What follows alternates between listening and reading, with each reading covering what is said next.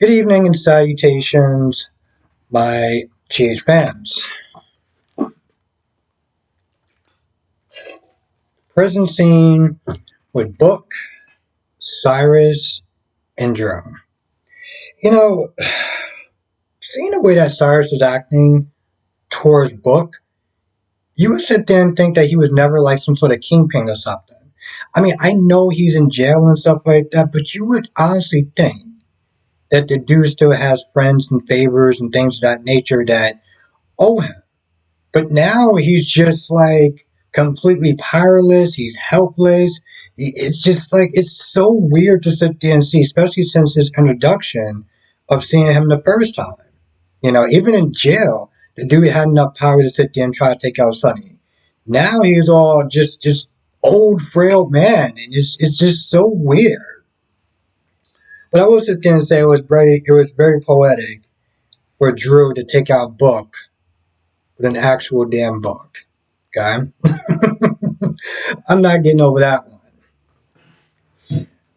So now Drew can somehow help Cyrus. Like, what is he supposed to then do? I guess just keep him calm or something? Because he's like, hey, listen, I was in the military, whatever, I could sit there and help. Were you a doctor in the military? No? So what exactly could you do? For some odd reason, he let him sit there and help. And by help, he just pretty much kind of kept him calm and did something that pretty much maybe the guard should have probably knew how to do at the very least, because it wasn't like he was doing anything like breathe this way or breathe that. Whatever. I don't think that he's gonna die. I know that it looked like he was seeing a white light and everything like that, but they're not gonna cut him off. I don't understand why Lucius and they going through all these hoops.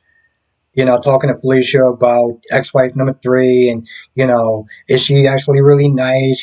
That's we just have his word for it, and it's like, well, maybe you could sit there and ask. How about you just do that? Like I don't understand that. And then when Martin gets there, you can clearly see, he's clearly lying to her as far as, oh yeah, she's always sitting there practically trying to drain me dry, and it's like, it's the other way around, but you want to sit there and play these stupid hoops and games and stuff, and I'm like, oh, you're a grandmother. You would sit there and think that those days are long gone, but apparently not.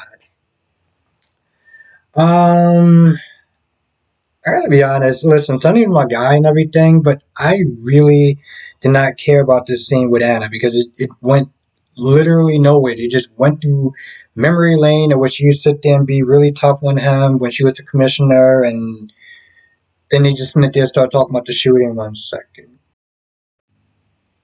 they start talking about the shooter and who it could be, and it really doesn't go anywhere. It's probably among the most boringest parts in this episode, which is a shame because, like I said, Sonny's my guy. But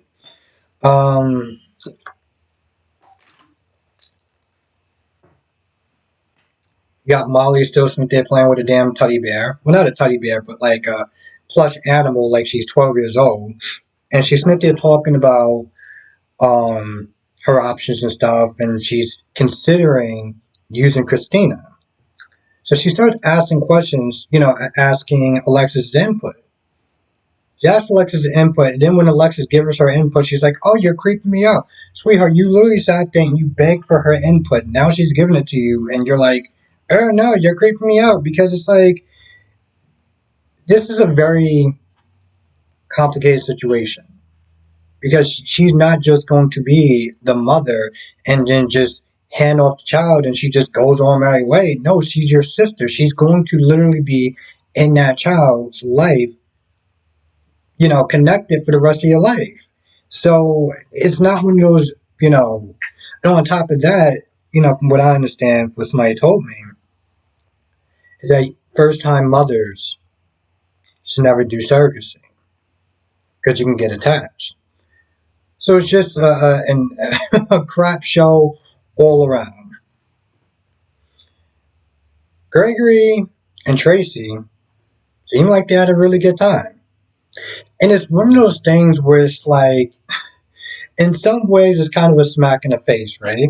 Because I've seen some people say, I really want to see maybe Gregory with Tracy and stuff. They started off very, back and forth. Even in the elevator, when he held the door for her, and she was like, "Oh, I gotta sit there and thank you," and just her usual energy.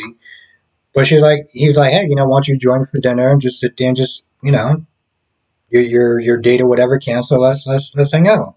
And they have a good time.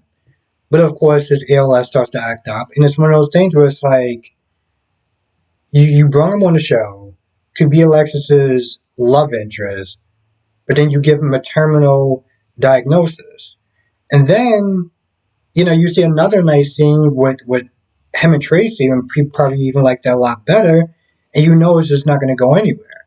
So it's like, what's really the point of this cat? Like, what was the point of them bringing him in and then give him something like that? So, like, I mean, unless it was the actor's choice, but then you're just like, wow.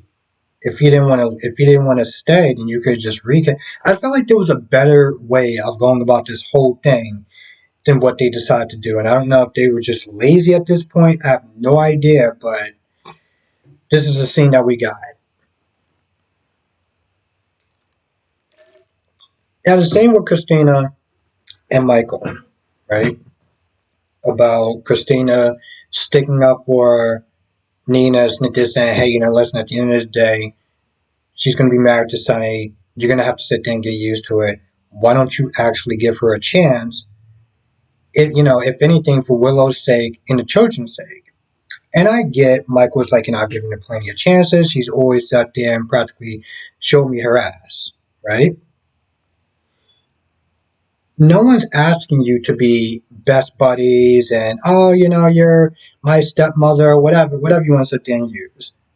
But you can keep it chill, at the very least, for the children's sake, at the very least, for Willow's sake. Willow wants to sit there and form some sort of connection, and it's very hard to do when you're sitting in the room with her, so that they're giving her resting bitch face. Okay? No one's, people are sitting there saying, well, he shouldn't have to sit there and pretend. Yeah, I get that. You shouldn't have to sit there and pretend. No one's sitting there saying that he's just going to sit there and lie to her tomorrow. Let's just hang out or whatever. It's like, no one's sitting there saying he has to sit there and pretend, but there's a fine line between just, hey, you know what? Let me just exit the room, let y'all two just do y'all thing or whatever. I'm just going to be here with Wiley or whatever. Like, actually give it a real chance. If not for your sake, but for your family's sake. Because I feel like he's not doing that. And trust me, this is a person who doesn't even like Nina, but, you know. So you talk about that. Christina's feeling overwhelmed, which is completely understandable. Um, yeah, it's one of those things where it's like, all right, yeah, she has a good heart. She wants to sit there and do something nice for at risk teens. But it's one of those things you stop and think about it. It's like she doesn't seem like she has any idea of what she's doing. Like none whatsoever. Molly's like, you can take some classes, you can sit there and talk to some people. It's like you just decided. It's like deciding that she wants to open up a restaurant, but then she doesn't know how to cook. She doesn't know how to do this. She doesn't know how to do payroll. She doesn't like. I get that Sonny's rich, and like Victor Newman, he just sits there and just hands out companies. But the thing is, his children are actually, like they went to business school and stuff like that. They have experience. She has zero experience whatsoever. And I'm just like, why did you decide to do this with.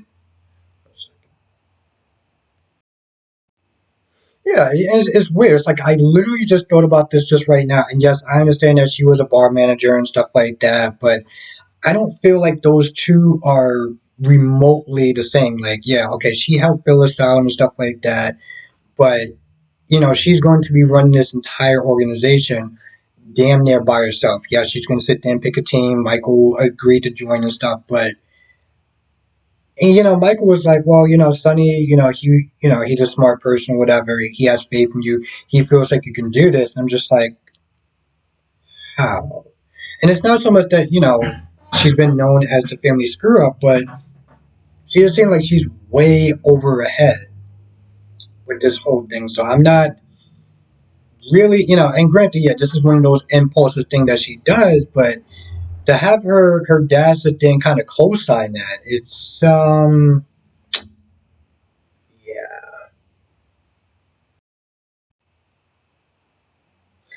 yeah.